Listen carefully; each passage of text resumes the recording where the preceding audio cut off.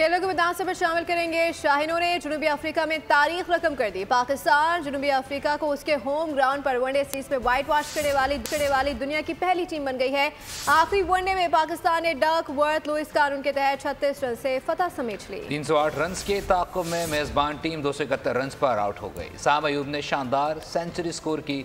रिजवान और बाबर ने निस्फ सेंचुरियां बनाई। स्पिनर सुफियान मुकीम ने 4 शिकार किए। कोई न कर सका वो पाकिस्तान ने कर दिखाया। आखिरी वनडे में भी शाहीनों की ऊंची उड़ान। प्रोटीज होम ग्राउंड पर पहली बार व्हाइट वॉश। जोहान्सबर्ग में बारिश के बाइस मैच 47 ओवर्स फी इनिंग्स तक महदूद किया गया। पाकिस्तानी बैटर्स ने मेजबान बॉलर्स की खूब धुलाई की।